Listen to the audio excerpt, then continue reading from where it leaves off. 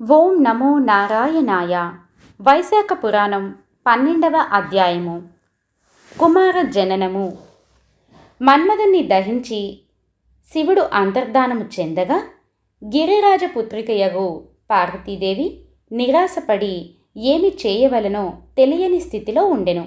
భయపడిన తన కుమార్తెను చూసిన హిమవంతుడును భయపడి ఆమెను ఇంటికి చేర్చెను. పార్వతియు పరమశివుని రూపమును ఔదార్యాది గుణములను చూసి నాకు ఇతడే భర్త కావలయునని తలచెను. తన తలపు తీరుటకై గంగా తీరమున తపము ఆచరింప నిశ్చయించెను. తల్లి తండ్రి ఆత్మీయులు సుకుమారివైన నీకి తపము వలదని వారించినను ఆమె మానలేదు.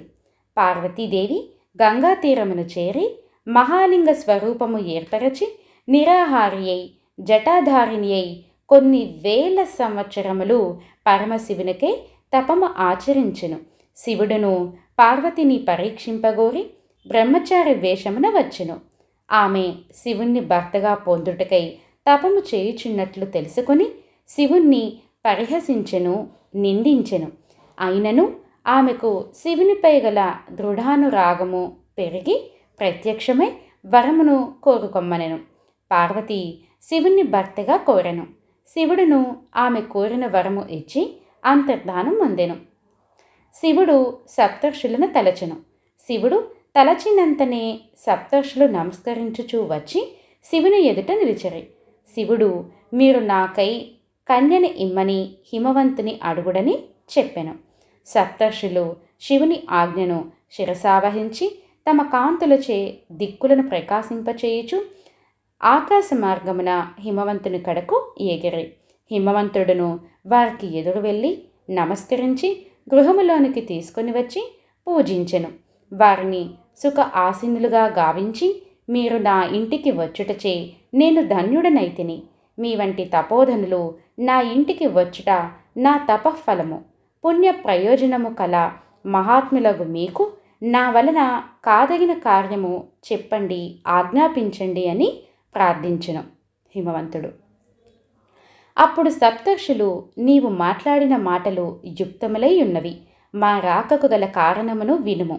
దక్ష ప్రజాపతి కుమార్తె సతీదేవి యజ్ఞశాలలో శరీర త్యాగము చేసి నీ కుమార్తె పార్వతిగా జన్మించినది. ఆమెకు తగిన వరుడు శివుడు తప్ప వేరెవరునూ ముల్లోకములయందును లేరు. ఆమె ఆనందమును కోరు నీవు ఆమెను పరమశివునికి ఇచ్చి వివాహం చేయవలెను. వేల కొలది పూర్వ జన్మలయందు నీవు చేసిన తపము ఇప్పటికీ నీకిట్లు ఫలించినది అని పలికేరి. హిమవంతుడను సప్తర్షుల మాటలను విని నా కుమార్తె నారచీరలను కట్టి గంగా తీరమున శివుణ్ణి భర్తగా కోరి తపము ఆచరించుచున్నది. పరమేశ్వరుణ్ణి వివాహమాడుట ఆమెకు మాకు ఇష్టమే. నేను నా కుమార్తెను మహాత్ముడగు త్రినేత్రునికి ఇచ్చితిని. మీరు పరమేశ్వరుని వద్దకు పోయి హిమవంతునిచే కుమార్తెయగు పార్వతి నీకు ఇయ్యబడినది అని చెప్పుడు. ఈ వివాహమును మీరే నిర్వహింపుడు అని సవినీయముగా పరమానందముతో పలికెను. సప్తర్షులను హిమవంతుని మాటలను విని శివుని వద్దకు వెళ్ళిరి. శివునకు హిమవంతుని మాటలను చెప్పిరి. లక్ష్మీదేవి మున్నగు దేవకాంతలు, విష్ణు మున్నగు దేవతల షణ్మాతలు, మునులు అందరూ శివపార్వతుల కళ్యాణ మహోత్సవమును చూడవచ్చిరి. శివుడును సర్వదేవతా గణములు, మునులు, షణ్మాతలు పరివేష్టించి ఉండగా వృషభవాహనారూఢుడై వేదఘోషతో భేరీ మృదంగా ప్రభృత్రై వ్యాద్య ధ్వనులతో బంధు పరివారములతో హిమవంతుని పట్టణము చేరెను. హిమవంతుడు శుభగ్రహ నిరీక్షితమగు శుభలగ్నమున పార్వతిని శివునికిచ్చి వివాహము గావించును. వారి వివాహము ముల్లోకములకును మహోత్సవం అయ్యెను. వివాహమైన తరువాత శంకరుడు పార్వతితో కలిసి లోక ధర్మానుసారముగా సుఖించుచుండెను. పగలు సర్వ సంపత్ సంపన్నమగు హిమవంతుని ఇంటను, రాత్రులయందు సరస్తీరములయందు పుష్పఫల సమృద్ధములగు వనములయందు మనోహరములగు పర్వత సీమలయందును శివపార్వతులు స్వేచ్ఛా విహారములతో సుఖించుచుండిరి. ఈ విధముగా కొన్ని వేల సంవత్సరములు గడిచినవి. ఇంద్రుని శాసనము అనుసరించి ఆ కాలమున సంయోగమున ఏర్పడిన గర్భము మరలా సంయోగమున స్రవించడిది. అందుచే శివుని కలయిక వలన పార్వతీదేవికి ఏర్పడిన గర్భము శివ పార్వతుల పునఃసమాగమముచే పోయడిది. ఈ విధముగా గర్భస్రావములు జరుగుచుండెను. పార్వతీ గర్భము నిలుచుటలేదు. శివుని వలన పార్వతికి కలిగిన గర్భము నిలువకపోవటచే పార్వతీ గర్భమున పుట్టిన రుద్రపుత్రుని వలన తారకాసుర వినాశముకు ఎదురు చూస్తున్న దేవతలందరూ ఆశాభంగము నిరాశ కలిగి విచారం అధికమయ్యను. వారందరూ ఒకచోట కలుసుకొని పరమేశ్వరుడు నిత్యము రథాసక్తుడై ఉన్నాడు, ఇందువలన గర్భములు నిలుచుటలేదు, కావున శివునకు పార్వతితో మరల కలయిక లేకుండునట్లు చేయవలెను. ఇట్లు చేయుటకు అగ్నియే తగిన వాడని నిశ్చయించిరి. అగ్నిహోత్రుని పిలిచి, అగ్నిదేవా, నీవు దేవతలకు ముఖము వంటి వాడవు, దేవతలకు బంధువు. నీవు ఇప్పుడు శివపార్వతులు విహరించు చోటుకు పొమ్ము. రథ అంతమున శివుణ్ణి దర్శించి శివపార్వతులకు మరల కలయిక లేకుండునట్లు వ్యవహరింపము. వారికి పునఃసమాగమము లేనిచో పార్వతీ గర్భము నిలుచును. రథాంతమున నిన్ను చూసి పార్వతీదేవి సిగ్గుపడి తొలగిపోవును. అందుచే వారికి మరలా పునఃసమాగమము ఉండదు. శివపార్వతుల రథాంతమున నీవు శివునికి ఎదురు నిలిచి శిష్యుడివై వేదాంత విషయమును ప్రశ్నింపుము. శివుడు నీ సందేహమును తీర్చును. ఈ విధముగా అయినచో గర్భవతియగు పార్వతి పుత్రుణ్ణి ప్రసవించును. తారకాసురుడు రుద్రపుత్రునిచే నిహితుడగును. మన కష్టములు తీరునని దేవతలు అగ్నిని ప్రార్థించిరి. అగ్నియు దేవతల ప్రార్థనను అంగీకరించి శివపార్వతులున్న చోటుకి వెళ్ళెను. శివపార్వతుల సంగమమున శివుని వీర్యము విముక్తము కాకుండగానే అగ్ని శివపార్వతుల వద్ద ప్రత్యక్షమయ్యెను. వస్త్రవిహీనయై ఉన్న పార్వతి అగ్ని రాకడను గమనించి సిగ్గుపడి బాధపడుచు చాటునకు పోయెను.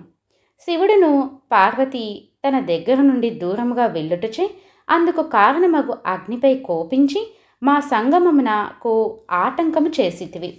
వీర్య పతనమునకు స్థానము కాదగిన పార్వతి ఇచ్చట లేకుండుటకు నీవే కారణము. నా ఈ వీర్యమును నీవే భరింపుము అని పతోన్ముఖమైన తన వీర్యమును అగ్నియందు ఉంచును. అగ్నియును దుర్భరమగు శివ వీర్యమును భరింపలేక బాధపడుచు ఎట్లో దేవతల వద్దకు పోయి జరిగిన దానిని అందరికీ చెప్పెను. దేవతలను అగ్ని మాటలను విని శివవీర్యము లభించినదని సంతోషమును, ఆ వీర్యము నుండి సంతానం ఎట్లు కలుగునని విచారమును పొందిరి. అగ్నిలోనున్న శివవీర్యము పిండి రూపమున పెరుగుచుండెను. పురుషుడగు అగ్ని దానిని ప్రసవించుట ఎట్లు? విచారపడిన అగ్ని దేవతలను చేరి రక్షింపగోరెను. దేవతలు విచారించి అగ్నితో కలిసి గంగానది వద్దకు పోయిరి. ఆమెను బహువిధములుగా స్తుతించిరి. నీవు మా అందరికీ తల్లివి, అన్ని జలములకు అధిపతివి, అన్ని జగములకు అధిపతివి. దేవతల ప్రార్థనను అంగీకరించును.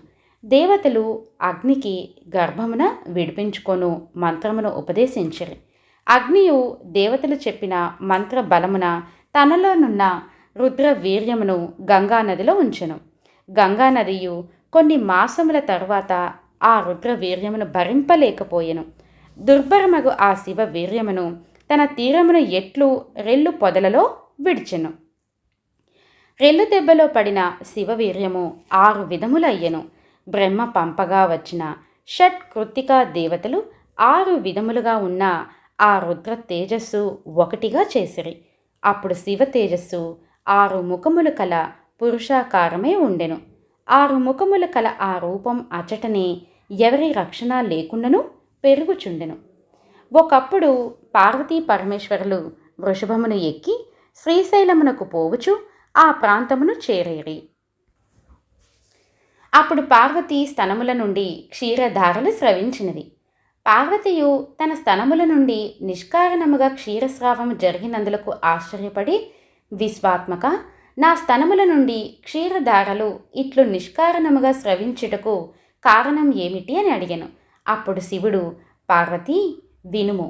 పూర్వము మనము సంగమములో ఉండగా అగ్ని వచ్చెను. అప్పుడు నీవు అతనిని చూసి చాటునకు పోతివి. నేనును కోపించి పతోన్ముఖమైన నా తేజమును అగ్నియందు ఉంచితిని. అగ్నియు దానిని భరింపలేక దేవతల సహాయమున గంగానదిలో విడిచెను. గంగానదియు నా తేజమును భరింపచాలక రెల్లు పొదలో విడిచెను. 6 విభాగములైన ఆ తేజస్సును షట్కృత్తికలు ఒకటిగా చేసిరి. అప్పుడు 6 ముఖములు కల పురుష రూపము అయ్యెను. ఆ పురుష రూపమున్న చోటకు మనము వచ్చితిమి. ఇతడు నీ పుత్రుడగు చేతనే నీ స్తనములు క్షీరమును స్రవించుటచే ఇతడే నీ పుత్రుడు, నా తేజస్సు వలన జన్మించినవాడు. ఇతడు శ్రీ మహావిష్ణు సమపరాక్రమశాలి. వీనిని నీవు రక్షించి పాలింపుము. వీని వలన నీకు మిక్కిలి ప్రఖ్యాతి వచ్చినని శివుడు పార్వతితో పలికెను. పార్వతియు శివుని మాటలను విని ఆ బాలుని తన ఒడియందు ఉంచుకొని తన స్తన్యమును వానికిచ్చెను. పరమశివుని మాటలచే ఆ బాలుని యందు పుత్ర వాత్సల్యమును చూసిన పార్వతి వాని యందు పుత్ర స్నేహమును పొంది ఉండెను. ఈ విధముగా ఆ బాలుణ్ణి తీసుకొని ఆమె కైలాసమునకు వెళ్ళెను. పుత్రుణ్ణి లాలించుచు ఆమె మిక్కిలి ఆనందమును పొందెను. రాజా, పరమ అద్భుతమగు కుమార జననమును నీకు వివరించి తిని.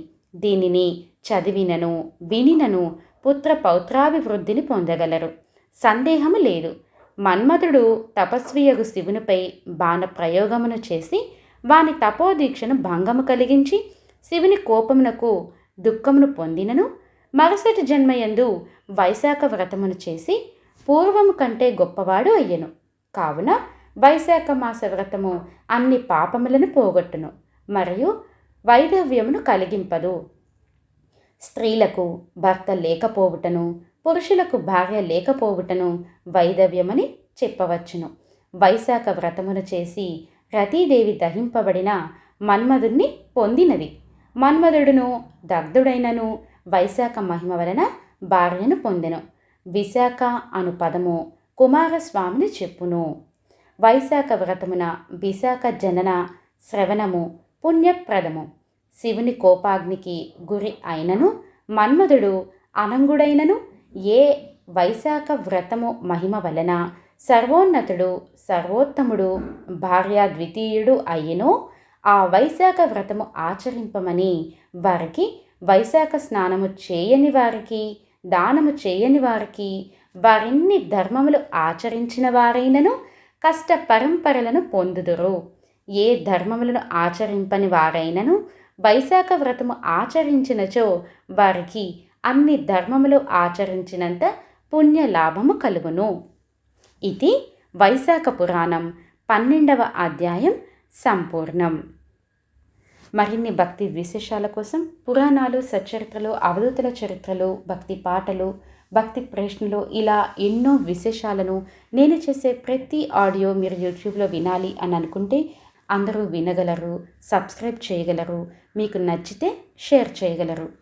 ఓం నమో నారాయణాయ. స్వస్తి.